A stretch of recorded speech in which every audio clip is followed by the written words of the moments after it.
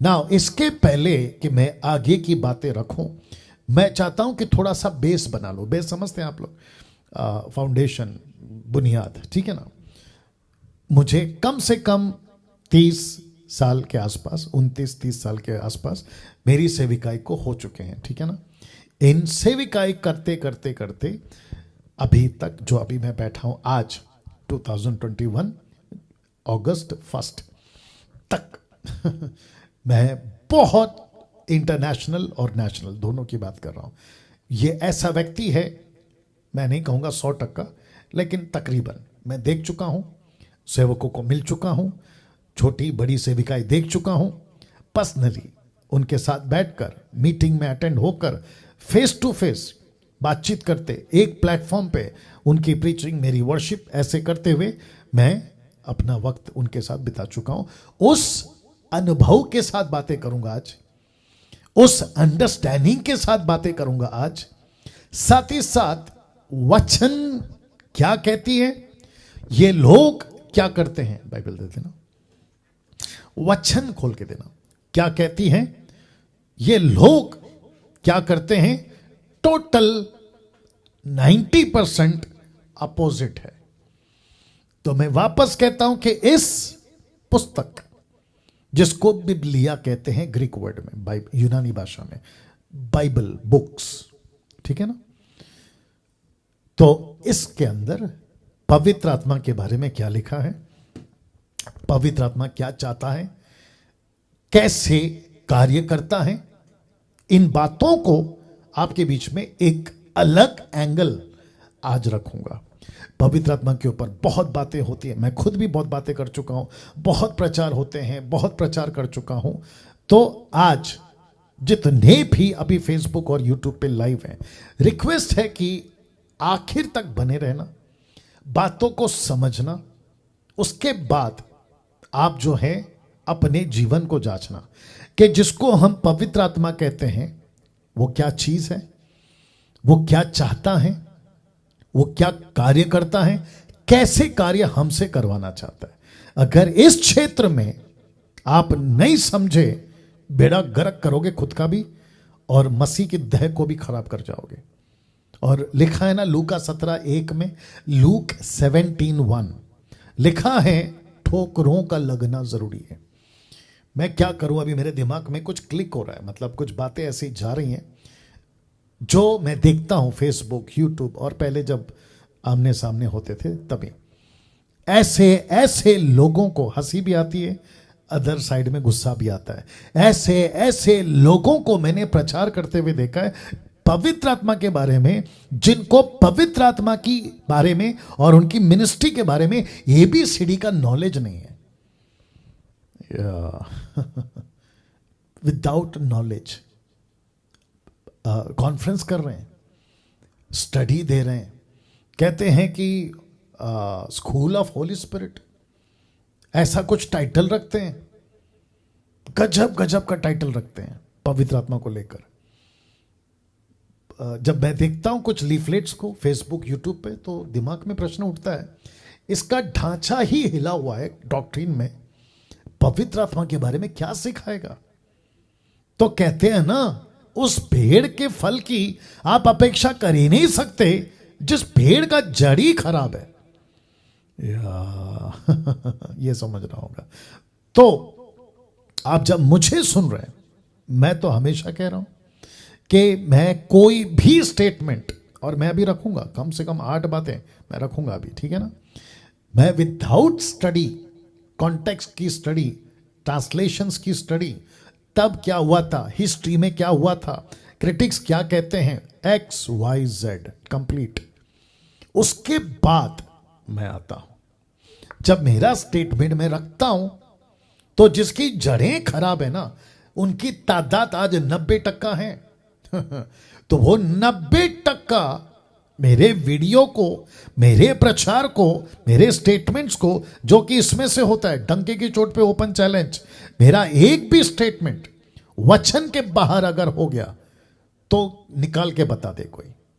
और मैं जो रखता हूं और मैं जिसको कहता हूं कि यह गलत है, कोई व्यक्ति ओपन चैलेंज है कि उसको रख के बता दे बाइबल के अनुसार कि डैनियल राज आपने ऐसा कहा लेकिन ये देखो ऐसा है। Open challenge. कोई भी, अभी जो 8 बात रखूंगा उसकी बात कर रहा हूं। मसीह की देह, ओके, एक अलग एंगल से आते हैं। क्या मसीह की देह को शिक्षित, एजुकेट, इक्विप, स्टडी में, बाइबल में मजबूत करना जरूरी है? 1,00,000% 1,00,000% करना जरूरी है। क्यों? क्योंकि यीशु कहता है भेड़िया, वुल्फ, शीप के कपड़े में, भेड़ के कपड़े में चर्चेस के अंदर घुस गया है, ऑलरेडी घुस गया है, और वो कई तरीके से खराब कर रहा है। अब तो परिस्थिति ऐसी है कि एक वक्त था भेड़ कहता था भेड़िए को कि तू कैसे आ गया अंदर मसीह के देह में। अब परिस्थिति ऐसी है कि भेड़िया कहता है भेड़ को तू कैसे आ गया मसीह के अंदर। See the difference. हम पहले क्या करते थे? भेड़ियों को भगाते थे। अब 90% भेड़िए हो गए हैं, 10% भेड़ को भगा रहे। वो बात सही है कि यीशु ने पहले ही कह दिया कि अंत के दिनों में ऐसी बातें होंगी, बहुत सताव आएगा, बेड़ा गर्क होगा।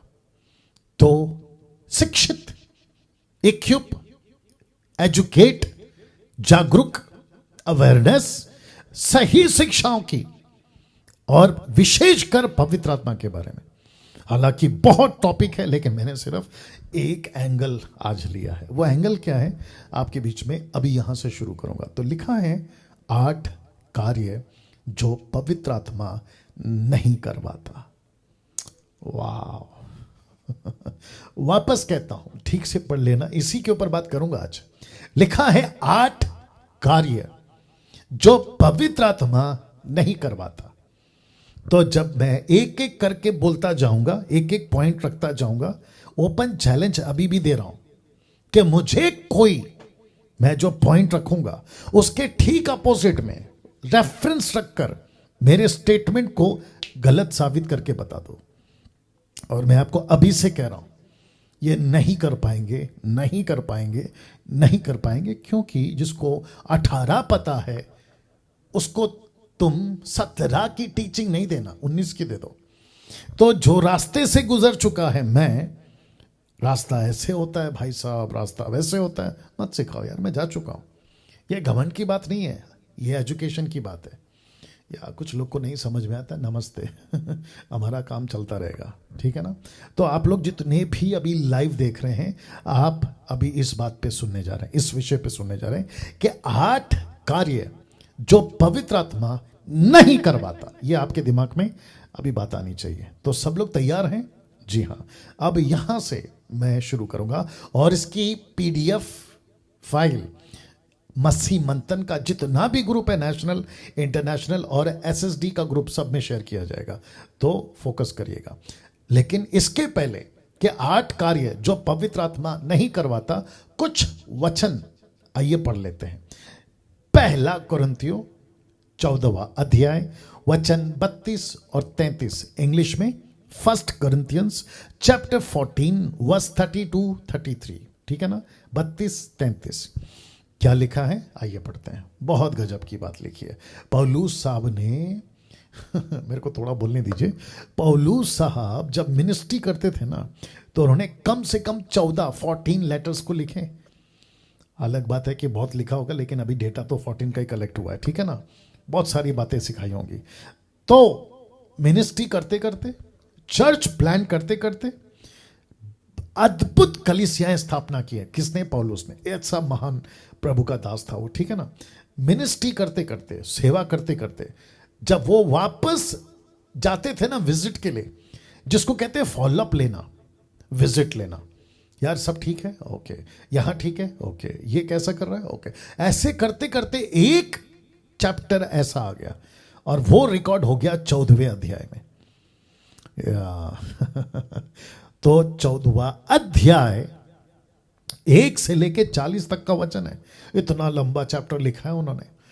तो वो जब देख रहे थे कुरिन्थियों की कलीसिया आत्मा जीत रही है, मिरेकल्स हो रहे हैं, लोग बचाए जा रहे हैं, डिसाइपलिंग हो रही है, चर्च प्लांटिंग हो रही है। चर्च प्लांटिंग मतलब प्रभु का राज्य बढ़ रहा है। लेकिन दूसरी तरफ उसने क्या देखा यार? पवित्र आत्मा को लेकर लोग कंफ्यूज में है, गड़बड़ कर रहे हैं। तब जाकर उसने ये वचन लिखा जो अभी आपके स्क्रीन के ऊपर है, भविष्यवक्ताओं की आत्मा। भविष्यवक्ताओं को प्रोफेटोस, ग्रीक वर्ड, यूनानी भाषा, जिसका अर्थ होता है फोर्थ टेलिंग। इसका मतलब हुआ कि आज की जो प्रोफेसी है कि आपका कल ऐसा होगा, परसों ऐसा, वो नहीं। उस वक्त में बाइबल नहीं होती थी। तो परमेश्वर जो प्रकाशन देता था, परमेश्वर जो वचन देता था ना, उसको लेकर जो प्रचार करते थे, उसको लिखा गया है कि प्रोफेटोस, प्रचार करना, preaching the word of God, ये था। वो बात अलग है, इसके ऊपर फिर कभी आएंगे। तो भविष्यवक्ताओं की आत्मा भविष्यवक्ताओं के वश में। ये जो शब्द है ना, वश, इस पे फोकस करिएगा आप, कंट्रोल में है। तो इसका मतलब है कि जो come on get ready, okay, बहुत मजा आएगा। पवित्र आत्मा जो भविष्यवक्ताओं को मिला है, वो भविष्यवक्ता उस आत्मा में लीड कर या फिर अपने द्वारा, पवित्र आत्मा के द्वारा जो वहां पे बातें करते थे, उसको मिलाकर उसने कहा है कि वो वश में, कंट्रोल में। तो दूसरे शब्दों में ऐसा कुछ हो रहा था, ध्यान दीजिएगा, ऐसा कुछ हो रहा था कि भविष्यवक्ता बेकाबू हो रहे थे, वश के बाहर हो रहे थे, आउट ऑफ कंट्रोल हो रहे थे। तो इसका अगला वचन 33, क्योंकि परमेश्वर गड़बड़ी का नहीं। Can you believe this? गड़बड़ी, ऑथर ऑफ कंफ्यूजन, गड़बड़ी नहीं है, या गड़बड़ी का परमेश्वर नहीं है, बल्कि शांति का करता है, जैसा पवित्र लोगों की सब कलीसियाओं में है। तो इसका मतलब यह हुआ कि पौलुस को पहली सदी की कलीसिया में गड़बड़ी दिखी, और उसको यह भी पता चला, ध्यान दीजिएगा, उसको यह भी पता चला कि भविष्यवक्ता, मैं आपको बताता हूं कि पहला कुरिन्थियों किसके बाद आया? रोमियो।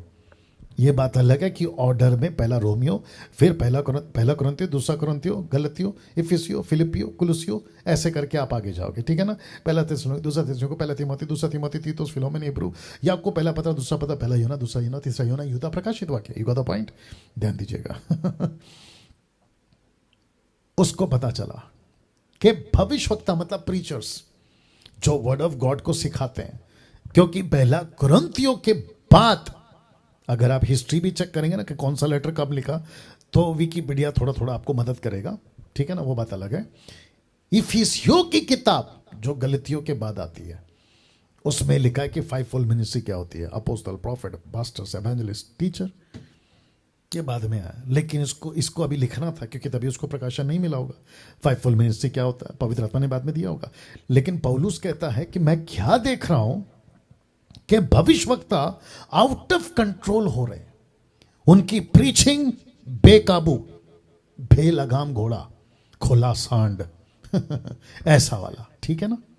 और उसको यह भी पता चला कि कलीसियाओं के अंदर गड़बड़ी चल रही है। गड़बड़ी समझते हैं? Total chaos, total confusion. अरे ये सही है कि वो सही है, अरे ये गलत है कि वो, गॉट द पॉइंट? ऐसा उसको महसूस हुआ, उसने लिखा। तो जैसे पौलुस को तब लगा, वैसे अब मैं देख रहा हूं। तो उसमें से 8 बातें आज आपके बीच में रखूंगा। तो जब आप चेक करोगे ना, तो चेक करना कि कहीं आपका पास्टर ये 8 बातें तो नहीं कर रहा है, आपका लीडर कहीं ये 8 बातें तो नहीं कर रहा है, आपका चर्च कहीं ये 8 बातें तो नहीं कर रहा है, आपका वर्शिपर कहीं ये बातें तो नहीं कर रहा है। तो आपको क्या करना है? चेक करना है। और मैं वापस कहता हूं कि मैं जो भी बोलूंगा इसमें से बोलूंगा, और मेरा एक भी स्टेटमेंट आपको अगर उसको कैंसल करना है कि यस यहां डैनियल राज ने गलत बोला है, तो इसको रखना सामने, बकवास नहीं करना है आपको, ठीक है ना। क्योंकि मैटर किसका है? पवित्र आत्मा का है। जी हां, मैं जब तक जिंदा हूं और जब तक मुझे प्रभु ने ये देख के रखा है ना कि मैं दुनिया की मसीहत को इस युग में, मसीह के देह को इक्विप करूं, मैं तब तक करता रहूंगा और किसी के बाप से नहीं डरूंगा। ये आपको मैं पहले बता चुका हूं। जब पहले डरते थे तो ऐसी हरकतें करते थे, लेकिन अभी हरकतें अच्छी हैं तो डरे क्यों? You got the point? या जितना वीडियो बनाना है बना लो और जितना कुछ बोलना है बोल लो, कोई फर्क नहीं पड़ता है। हाथी चले बाजार, कुत्ते भोके हजार। या